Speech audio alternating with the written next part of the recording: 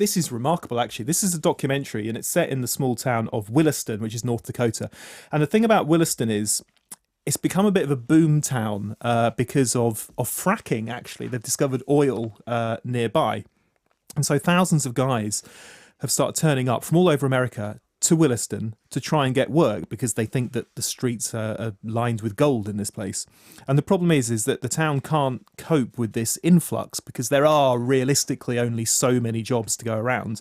And because after this boom, the rents have gone sky high. So you get a lot of people turning up to try and get a job, but they can't get a job. And they're relying on the local church to put them up in the church hall because they can't get actual accommodation. So it's a documentary looking at this sad reality of the American dream. But more specifically, it focuses on the local pastor because he is really the main person in the town who is willing to help this influx of people, all these people who end up homeless. And because he believes it's his duty, it's his Christian duty to help the less fortunate, even putting one guy up in his home.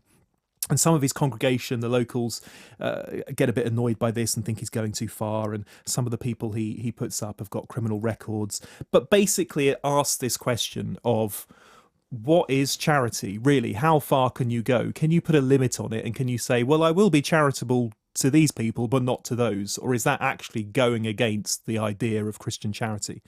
And this pastor, he's called, now I can't remember the pronunciation. Is it like Renke or Ranke or something like that? Renke, I think. Yeah. J. Renke. Yeah, he's incredibly charismatic. And I just watched him as he struggles with this issue in his life and struggles with all these people in his town and having to deal with them, thinking, this is a good documentary, but imagine this as a feature film. Imagine getting George Clooney on board, who loves these kind of issue-led films, and making it into an Erin Brockovich or a Dallas Buyers Club or those kind of films based on a true story. This would be real Oscar-worthy stuff if they got a star on to do this. And the story is good enough to do that, and I think the character is interesting enough to do that. Whether it will happen, I don't know. But he's a very charismatic person. And there are big surprises in it as well. The director is a guy called Jesse Moss, who went into this documentary thinking, I'm going to make a film about this town, North Dakota, lots of homeless people. Fair enough, that's a documentary in itself. But things happen during the filming of the movie that send the story off in a very different direction. And that, I think, as a film goer, is something that's exciting to watch, isn't it? Because you know it's actually happening and you know that they didn't prepare for it. And there have been other ones. There was a film called Capturing the Freedmans, wasn't there? Which was a documentary that started off about one thing and became about something else. And this is very different, but it still has those twists in there. It's kind of, yeah, I mean, I completely agree with you. I thought it was brilliant and incredibly layered and provokes questions in your own mind as you're watching it. As you said, what does community mean? Also, that the boom time, I mean, the thing about this area of North Dakota, as you said, with the oil fracking, is that it's become the second largest oil producing state after Texas. And what it's done to accommodation prices is that it's put it on par and sometimes above the cost of living in Manhattan. And so all these people from all over America have flooded there. And it's also that notion of, the boom time ain't for everyone. There's a cost to be paid and a social cost as well.